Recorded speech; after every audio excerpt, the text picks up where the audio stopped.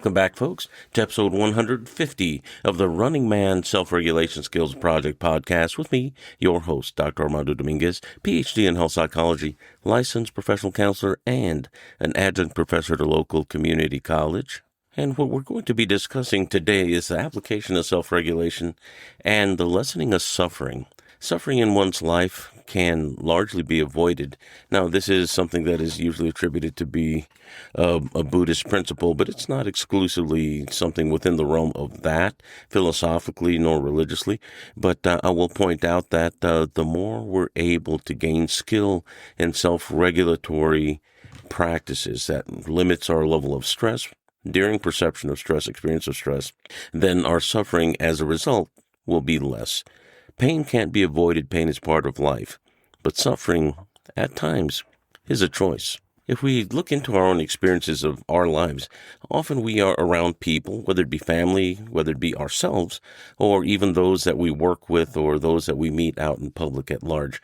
And often we hear of people talking about, their pain. And I know that jokingly in the movies, they often show old men and old people, generally old not being derogation, but the way they are categorized in this sense. And they're sitting down on a park bench or around a table doing what's called the organ recital. Oh, my liver, my back, my kidneys, and my heart, this sort of thing. And they make light of it. And it's a very serious thing, but I'm making light of the fact that often we take a look at such things from a very extreme outsider perspective, not realizing that there's an explication. There is us explaining what it is that's going on in my life that pains me, but also pains me chronically. And it doesn't always have to do with body pain. Sometimes it's my life. Sometimes it's the bills, my job, the stress, raising children. And all of those things can be potentially stressful, but how we manage those can vary amazingly between people of the same age group, same culture, same city, town, that sort of thing.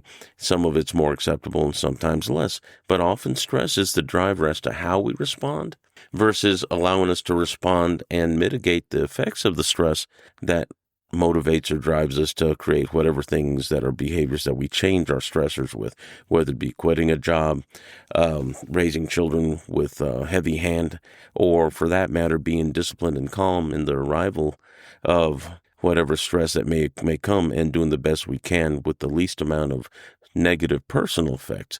Now, this sounds very idealistic when I say that, and it is to a degree, but it's not just an idealism. It's a practical idealism in the sense that we always want to shoot for the best, and the best may not always be the result. We may get it, but the more skilled we become at providing the best arrival of self in the most well-regulated sense, that doesn't mean under control perfectly. Not speaking in absolutes, but I'm talking about skill that translates into every day. In all the things we do, then we're going to have a lot less discomfort.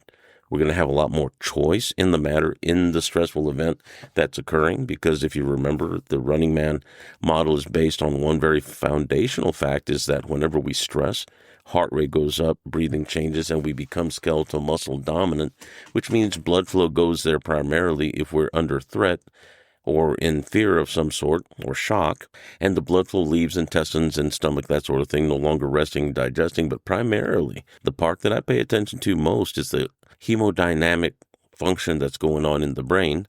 That means blood leaving, carrying blood sugar to fuel what we call thinking. Now it's in your backside and your glutes, your thighs and your arms to be able to climb, run, and fight. You're not there to make smart. You're there to get out of there, in the sense that I got stronger, now I'm starting to coil. I shouldn't be where the stress is. And that's a very foundational thing. But it's also very fundamental to human, as it is to any other creature that's in fear or threat.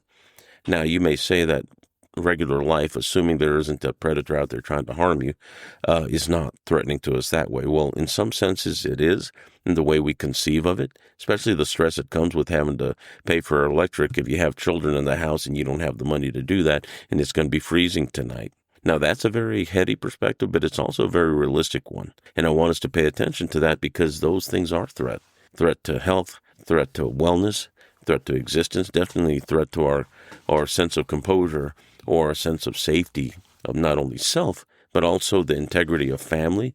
Or let's say you have a home and it's summer. Here I live in Texas and the summers get very hot. And several years back, early May, we were having triple digits, and we had all throughout the summer. We had well over 100 and some odd days, of solid 100 plus days into the 100 teens, and very incredibly uncomfortable. Lots of people succumbed to the heat. Many people were out in the street because it was cooler inside than it was outside than it was inside their homes. So something to think about. So the realism of whatever we consider threat now is not always something's going to eat me. I'm the bologna sandwich and there's a tiger trying to eat me. Used to be, probably still is in some cases, God forbid. But the idea is that the stress level will shunt the blood from our brain to our body by default, and you can't think your way out of that. Doesn't matter how intellectually superior you think you are. That's a faulty belief under stress, because you're intellectual superiority tastes just as good as somebody that has a lower IQ that's just a little slower than you and gets caught by the tiger. They're just a little more bologna sandwich than you were at that moment, especially if you were faster. Had nothing to do with intelligence. Even somebody that's not particularly capable of really high functioning knows to get away from something that's scaring them. That's a neurological program we all share. And you don't have to be Marilyn Vos Savant at 200 and some odd estimated IQ points to be a better survivor. Of course, that's incredibly helpful.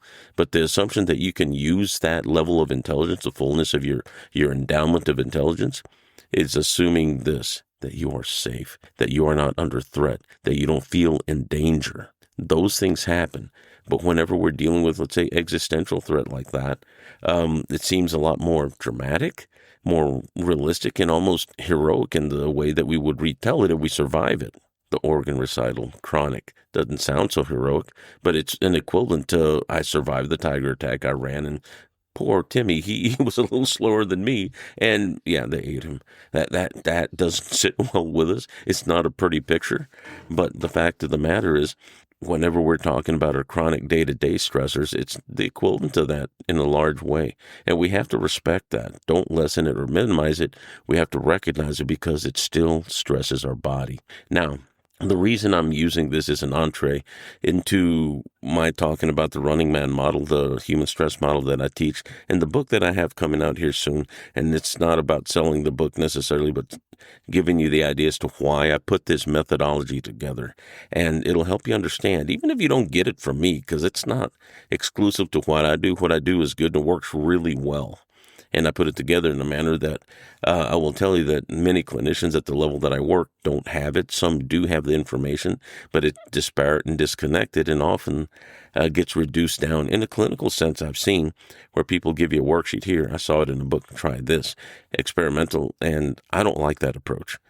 I work and use the methods that I teach, and I have worked with these for a long time. We're talking about well over 20 some odd years, closer to 40 if I count my martial arts training where I learned some of this in. And I've stress tested these, and I've taught this to my students in the martial art, students in the clinical pursuit of licensure. I've taught this to patients that have been having the worst day of their lives, wherever I've had to sit with them and shown them how to manage the immediate stress that comes as a result of their thinking when they still have staples on their throats after having had an attempt. And also wherever they have had somebody attempt on their life and they were suffering the post-traumatic stress reactivity as a result of having somebody trying to off them. And I have to say it in that way because I don't want to give away any details of a clinical sense, but just the experiences that I had in teaching and using these methods to help teach people how to mitigate the effects of the stress that are brought on by the thoughts after the fact, and teaching them how to deal with it when they're in the middle of it as well. And the reason I'm going to do this is I want you to understand that I have put this podcast together with the idea, and it's called The Project because it's developing, and it's not just developing in the sense of I'm adding more to this, but rather there is a sophistication within this methodology that makes it seem too simple. It's like too easy. And I don't want you to miss out, and this is going to be not just about this and what I teach, but also those things that are of value, and applying this so you can apply it to learning in all areas, because I want y'all to get better. I don't know you as an individual, but there's a lot of yous out there that I do. I love you guys. And I'm doing this as a love offering of sorts. to let you know that I care, because I want the suffering to be gone, not just for people that I know, but for people that hear this podcast and even people that I don't know that you may speak to. And suffering will never be perfectly zero, because we always have new people coming online. We always have new pains coming up in our lives, and we have to learn how to manage them, learn how to live through them if we do, and also how to deal with the after effects. And that's a practice. And practice means repetition. It means that if you're practicing, you're getting better at things. And we have to question, well, what do I practice frequently that I get better at? And is it making my life better? Am I more stressed because of it? Or are things happening so quickly as a result that maybe I don't really know what I'm practicing, and the results I'm getting may be a mixed bag, and I don't always get what it is that's good for me?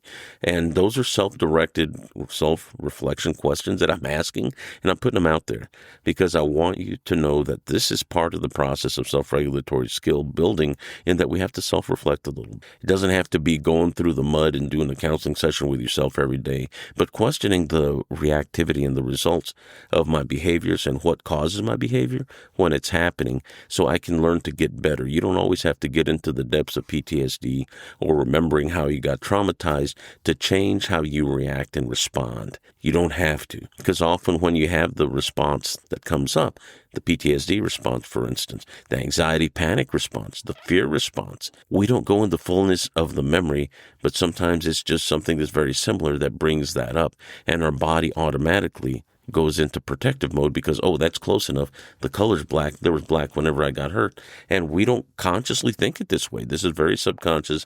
This is very, I would say, proto-thinking, in the sense that's neurologically based, that we learn it and condition to it. We don't even have to think about it anymore. Let's think about spinal reflexes for a sec.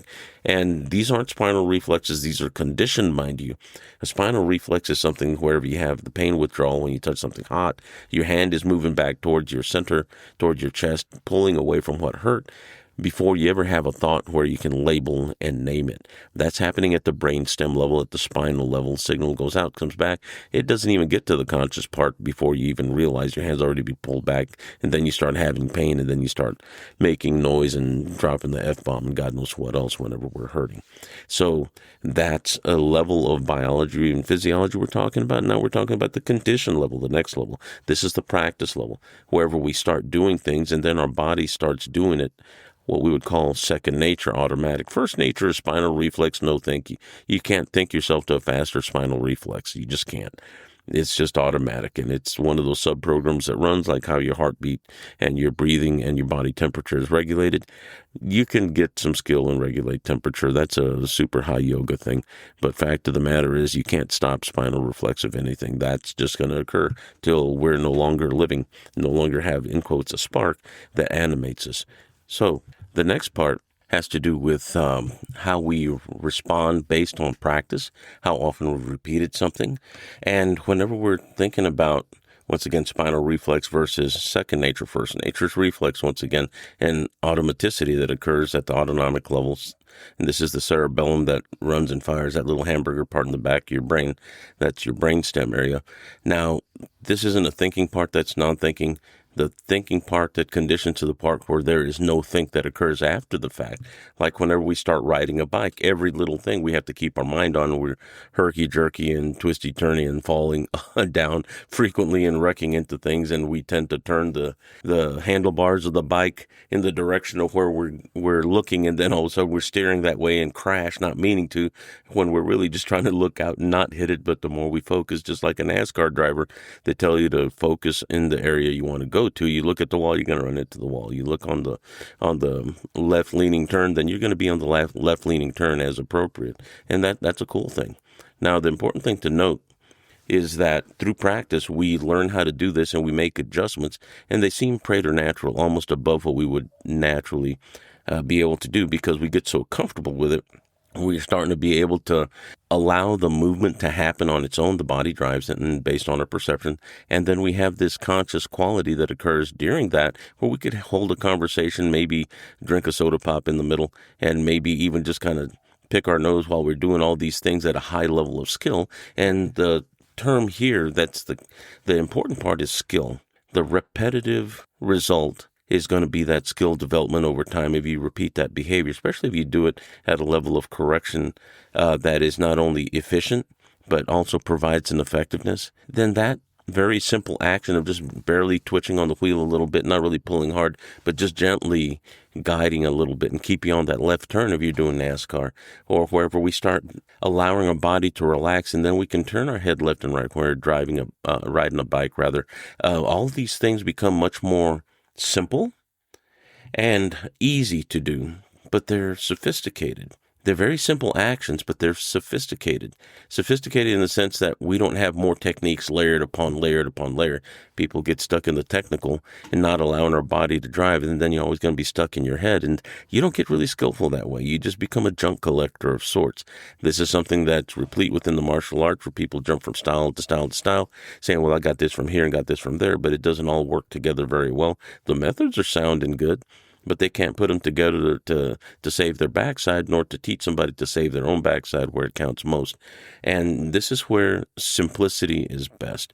And the running man model, even though there are a lot of things that go into what it is that makes the method worthwhile, it's more so recognizing symptomology in self, so that way you can recognize the signs that are the symptomology in the other selves that we're dealing with outside in our world, and recognize them as signs that help us read. And that improves not only our capacity to be safe and recognize those things that could potentially unravel in a way that we can't control or like, but also it puts us in a position where we have a chance to choose. We don't allow our physiology to put our choices in someone else's hands. And it also gives you a very empowered sense of, I can do this, I can choose this, and I can move away from that. And that increases your level of not only self-control, but what's called self-efficacy. That means I become more skilled in my life. I'm more capable. I can choose more. I can choose better, more frequently over time. And not only do you get a greater degree of quality of life, but a greater number of a quantity of greater quality things in your life over time. And that's called winning. Not points on the board, but above ground sucking wind. That means I become a better survivor as a result of a sophisticated simplicity. Simplicity is best. Easy, not always. But simple, yeah, you know what to do. Can you do it? That relies on skill. Is it effective? That's really important. Is it practical? That's one of the better questions. Can I use it in my life whenever I'm driving, when I'm talking to people at work, when I'm interacting with my children, whenever they're stressing out or fighting or trying to set the house on fire? That's all joking. But the idea is that I'm able to use this on the fly whenever I'm moving slowly, whenever I'm doing my life, or my life is unraveling in a way that maybe I can't control, or maybe I'm in a situation I really need to get away from. It could be maybe a traffic pileup. It could be steering away from an argument where there is a group of people, don't be there. And also maybe recognizing where people are at risk and being able to warn them early, and maybe even stopping the thing that creates a risk if we must. We may be called to do that. Doesn't mean be a hero, but it does mean that you may have the means and the capacity to prevent something from being harmful to other people and yourself by catching things early. So the idea is that whenever we learn how to self-regulate, it's not just a mishmash of things that you throw at yourself. Okay, I got to do breathing. Box breathing works wonderfully. I teach that. One of the new things that I've added, relatively new, is the neurological side that works faster than even the box breath. That doesn't mean don't use the box breath. It didn't negate the usefulness of that. It just means that for different paradigms, both of these things work, and I usually line that out pretty well as to when they work best. And deep breathing, most people that I have talked to over years, and it's so annoying that people will tell you, whenever you're stressed, just breathe, man. Just breathe. Okay, whenever you're under stress and you're holding your core because you're waiting for impact or something's going to hunt you, you can't deep breathe very well. If you hyperventilate, it's going to be because you're trying to force a deep breath. Often, whenever we're trying to run, we should be ventilating in a hyper sense, but not sitting still where you would be in hypervent. You would be actually oxygenating at a higher level. That means you should be moving, not sitting still. But whenever somebody tells somebody, when you're stressed, just breathe, take a deep breath. Do not do that. I'm not telling you not to breathe, but deep breathing has its place when you're nice and safe. Your assumption of safety is met. You're on the recliner, seated back, and you're getting ready to, 1, take a nap, 2, relax or go into meditation with your favorite music. And that is absolutely appropriate, and you will gain and garner the benefit of a great degree of relaxation, depth of relaxation, and you will note that your muscles will love you and appreciate you for it, but not when you're in a stressful situation. Do not deep breathe then. That is the equivalent of sucking wind from shock. Oh my God, that sort of thing. And often that will wake you up during a situation maybe that requires your calm and not your sympathetic tone. You want parasympathetic tone, if you will, or I don't know, they can call it an anti-tone or an A-tone, but anyway, that's my bad language for the day. But the idea is that you want to cool your body during the stress so that you have your fullest capacity, cognitive capacity, to make the best decision. Now, I am not putting the outlying situations in here as a counter to what I'm saying. Yes, you can have situations where you could be in a self-defense, self-protective, combative situation, or where you're in danger due to fire, being in a car wreck, that sort of stuff. Those are very sudden, acute things that require the fullness of your capacity to deal with. And sometimes that can be terrifying. I recognize that. What I'm talking to you about is the self-regulatory skill that, yes, works then when it's happening, but also more often than not, after we've had events, we become conditioned to hyper-respond and generalize our fear response to everything that makes life miserable. This is where we start seeing people reaching for substances to numb their feelings, to change how they feel because they're always depressed or miserable or upset, or to find ways of feeling excited because nothing brings them excitement, especially if there's been a lot of adrenalizing situations and everything else is not nearly as chaotic. And what if we grow comfortable, conditioned in quotes, to living in chaos? That means nothing is fun, nothing's exciting, nothing, and everything's boring. People I've seen running through their lives with the corners of their mouth turned down, looking like their face is sagging, almost depressed. That's not even blunted affect. That's a semi-flat affect, like major depression would indicate. And because everything is so boring, and that's where they seek chaos and get into things that are dramatic and problematic, because it's not so much that they know the rules there, but the excitement and the uptime awareness is adrenalizing, and there's some dopamine, there's some hit there that's payoff, because nothing else is exciting like that, and they misconstrue that. And this is something that when we get into new relationships, this is something that there's a science about that has been burgeoning for a while, and it's called limerence, where people get into relationships as a result of how the little butterflies, the golden butterflies, and the pink cloud feelings are happening, thinking that that's love, when in actuality it's just a hyper arousal. It's just really pleasurable. But we can also get ourselves in situationship is the term that people use now, that shouldn't be long lasting. It's just fun. But in our lack of innocence as a culture now, and the hyperspeed that we jump into relationships, like the world's going to end like tomorrow. So may as well know everybody's life and just jump into it and get the best you can as fast as you can before it's all over.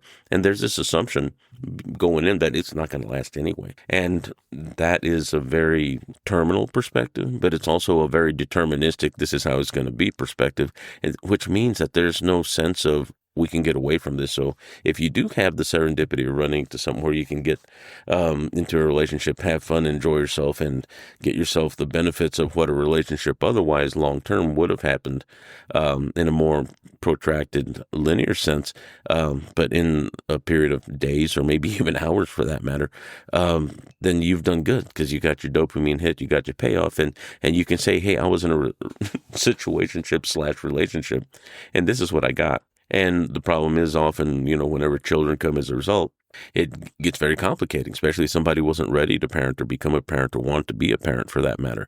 And that comes with its whole slew of problems in modern times, but still stress.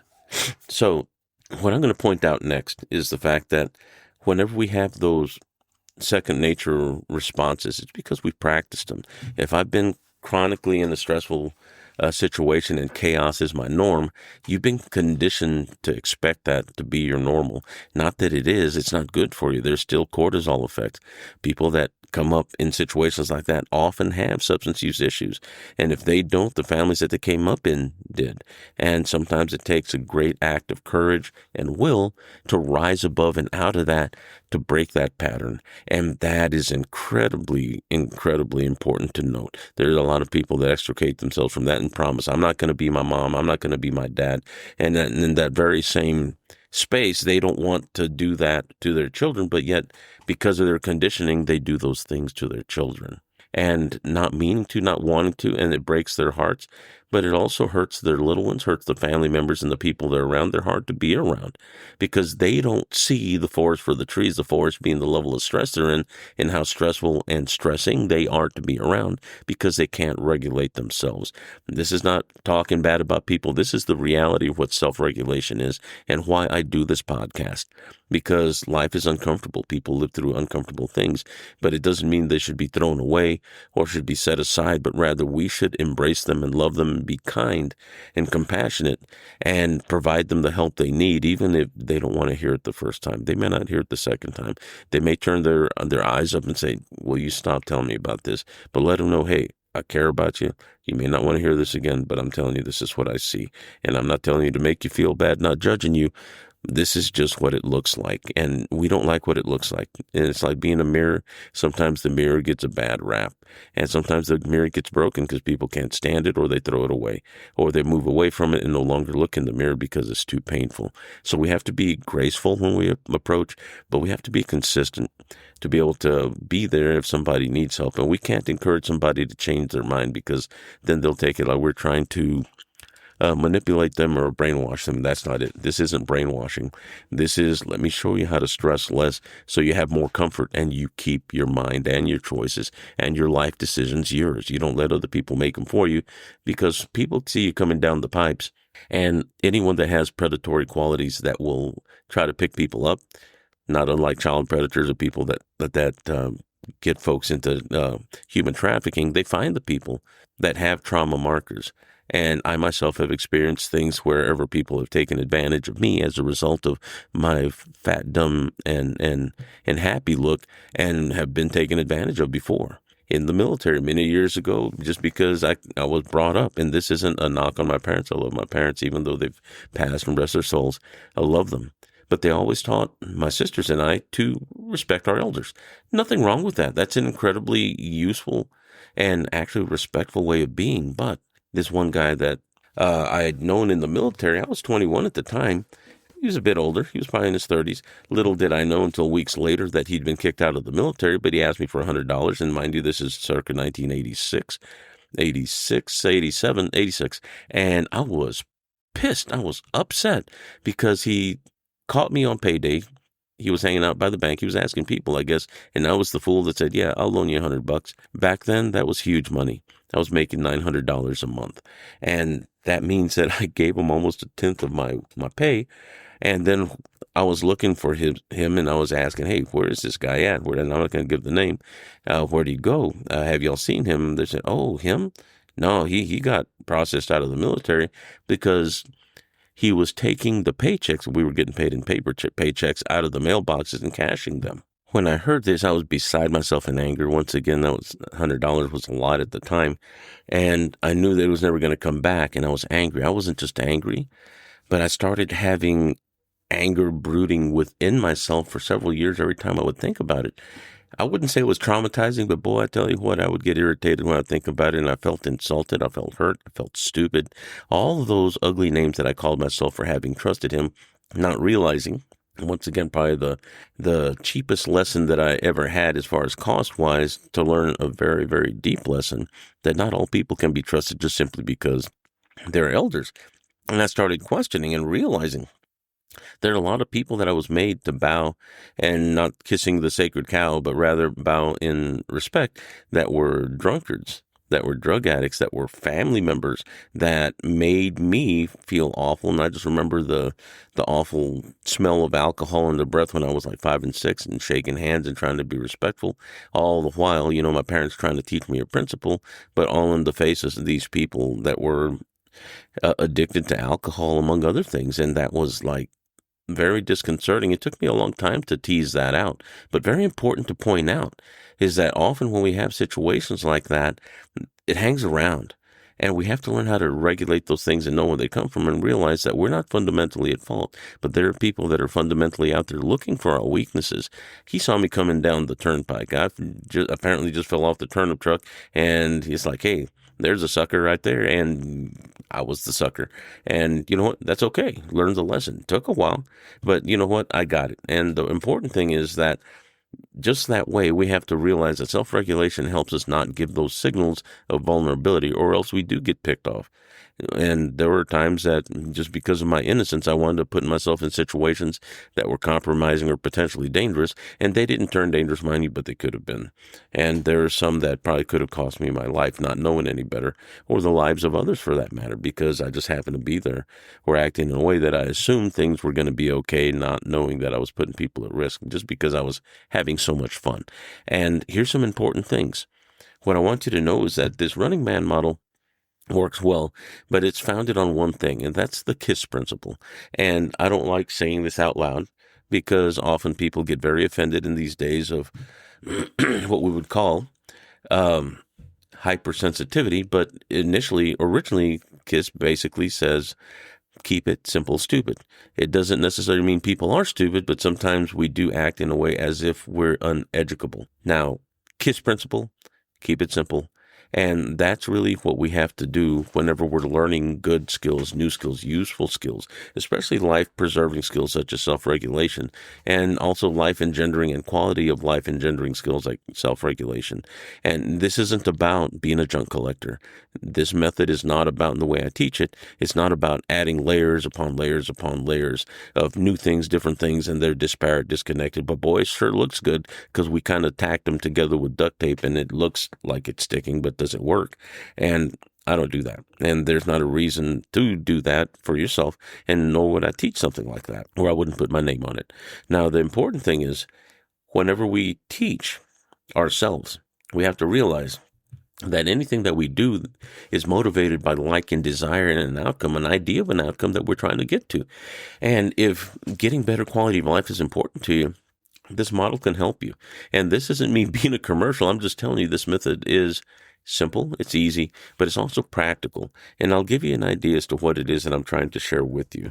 Now, the Running Man model does have a lot to do with like a self-triage of sorts under stress, but the whole point is that it's principle-driven, and that means that it's applicable in a broad range of things, from human performance like sport, martial art, and those things you want to do better, but it's also really important in our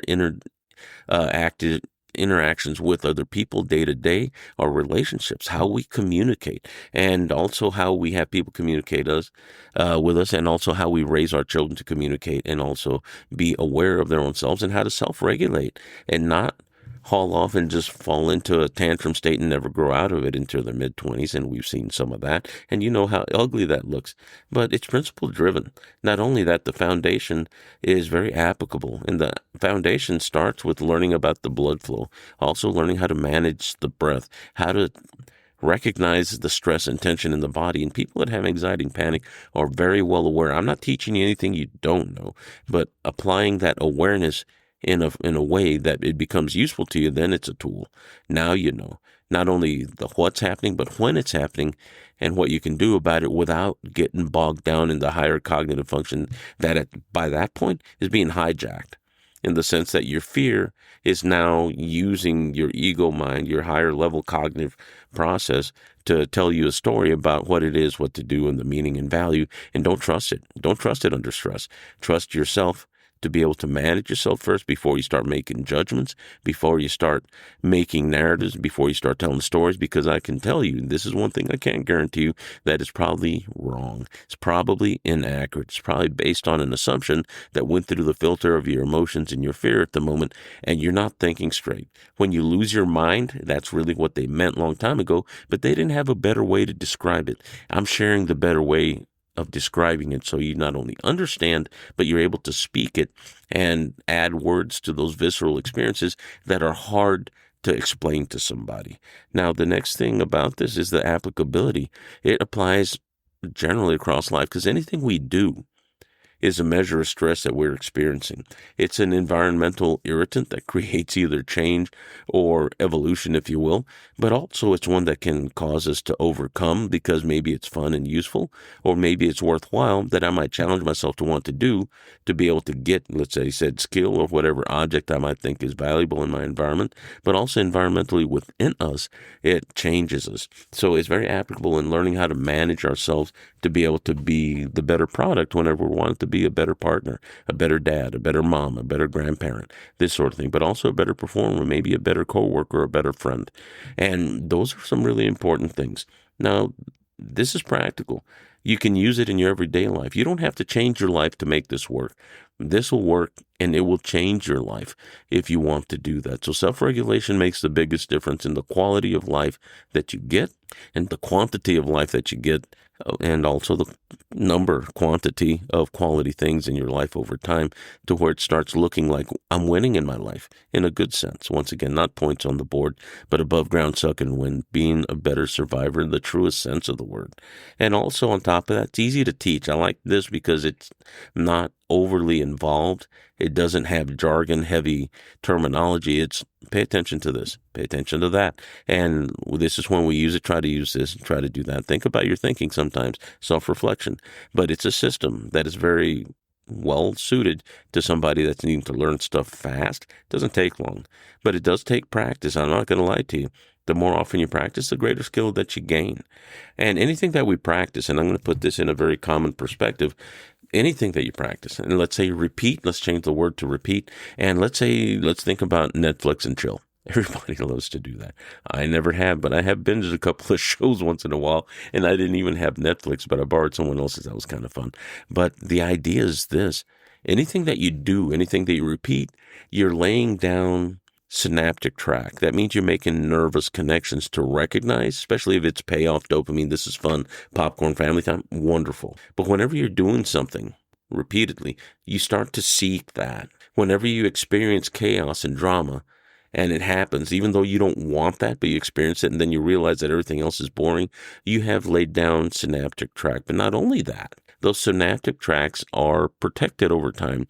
You lay down myelin, those little fatty sheaths that protect the outside of that nerve. That means the spark doesn't go awry and go to the next nerve.